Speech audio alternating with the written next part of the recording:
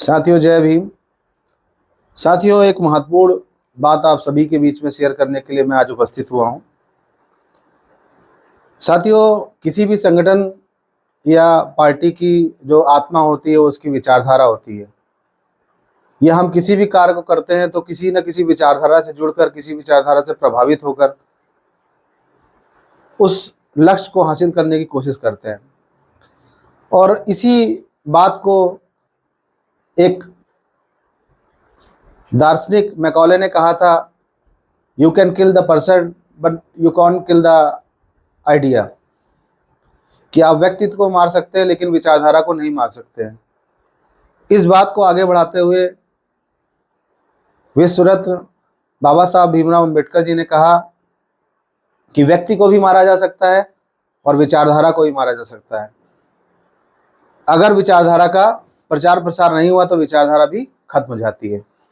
इन्हीं बातों को ध्यान में रखते हुए हमारे राष्ट्रीय अध्यक्ष माननीय चंद्रशेखर आजाद जी ने सभी हमारे जो जिला के अध्यक्ष हैं, जिला की टीम है, जिला प्रभारी है, जिला उपाध्यक्ष हैं, बूथ के लोग हैं, हमारे जो बूथ रक्षक हैं, सेक्टर के हमारे जो साथी हैं और हमारे जो सीनियर प्रदेश के साथी हैं, मंडल के साथी हैं, भाईचारा कमेटी के साथी हैं और फ्रंटल संगठन जो हमारे विभिन्न फ्रंटल संगठन हमारे यहाँ काम कर रहे हैं, उन सभी साथियों को अभी एक महत्वपूर्ण संदेश जल्द ही दिया था।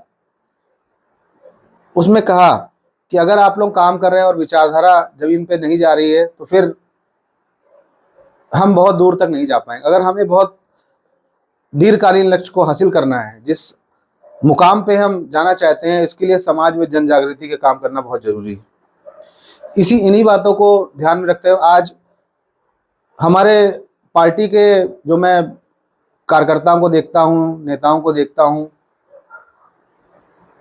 किसी भी और पार्टी मुझे ऐसा नहीं दिखता है जो मैं इस आज़ाद समाज पार्टी के बारे में आपको बताने जा रहा हूँ।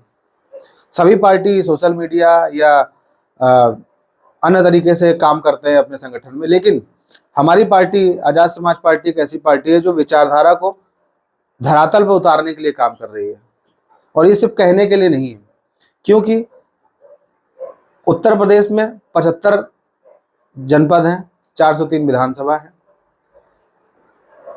और डेली हर जनपद में किसी न किसी विधानसभा में कार्यक्रम हमारा चल रहा होता है। मैं आपको फोटो भी दिखाऊंगा।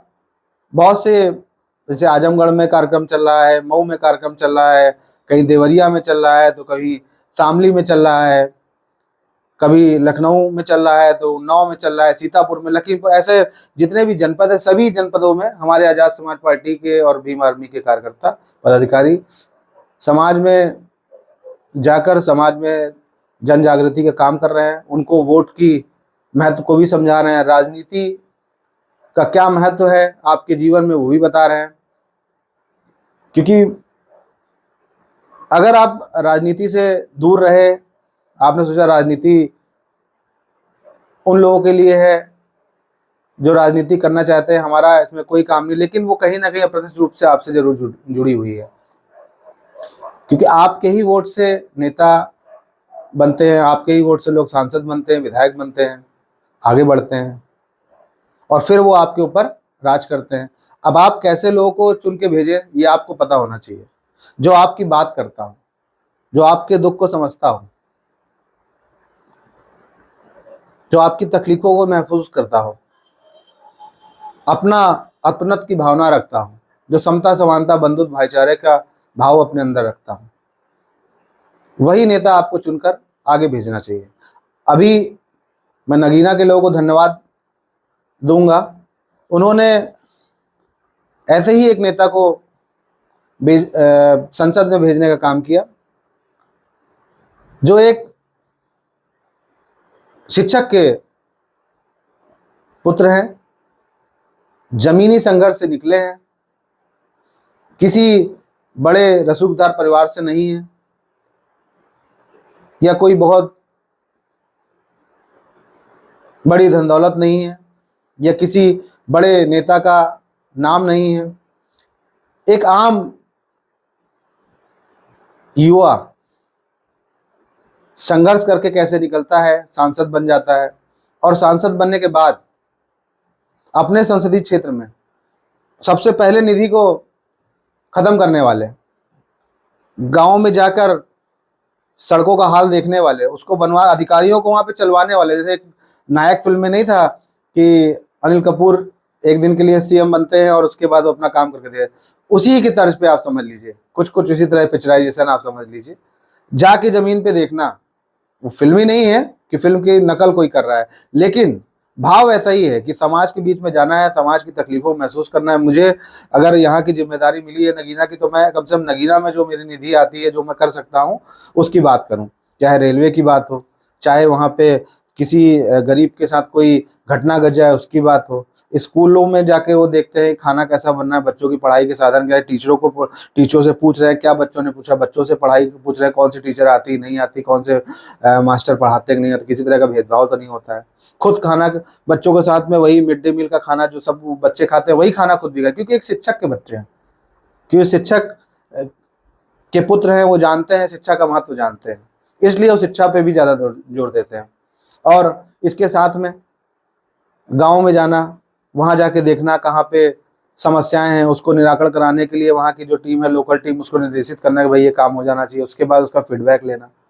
तो इस तरह से बहुत से काम, जिस तरह से हमारे जिला के अध्यक्ष, विधानसभा के लोग, जिला प्रभारी, मंडल के लोग जन जागृति का काम समाज में करते हैं, उसी प्रकार से हमारे नेता भी लगातार जमीन पे संघर्ष कर रहे हैं, संघर्ष करके आगे बढ़ रहे हैं।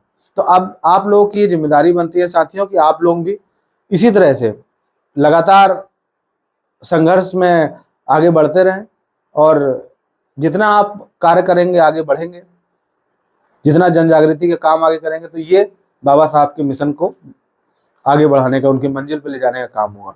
माननीय काशीराम साहब लगातार मेहनत करते रहे, उन्होंने बहुत मेहनत करी, मेहनत करके वो उस कारगवा को कहाँ ले आए आप सभी जानते हैं, लेकिन एक निर्णायक मोड़ पर वो हम सबको छोड़कर चले गए,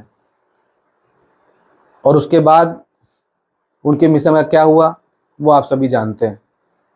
एक ऐसा युवा, एक ऐसा नेता आप सबके बीच में चंद्रशेखर आजाद भाई के रूप में है,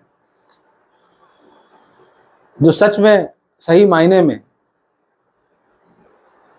काशीराम के एकमात्र उत्तराधिकारी हैं।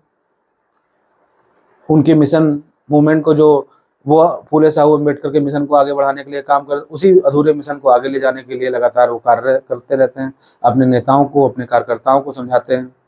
अभी प्रबुद्ध जन सम्मेलन हमने पूरे उत्तर प्रदेश के 18 मंडलों में किया, भव्य कार्यक्रम किया। सभी प्रबुद्ध समाज के लोगों को, जिनको प्रबुद्ध समझा नहीं जाता, अन्य पार्टियां के लिए कुछ जाति विशेष के लोग ही प्रबुद्ध होते थे, जिनको समझते थे यही प्रबुद्ध, इन्हीं के पास बुद्धि है, तो उनको ये बताया कि नहीं, इस देश के बहुसंख्यक जो मूल निवासी समाज के लोग हैं, इसमें दलित, पिछड़े, आदिवासी, मुसलमान, बौद्ध, सिख, पारसी सभी आते हैं, उनके पढ़े लिखे तबकों के साथ में संवाद स्थापित किया।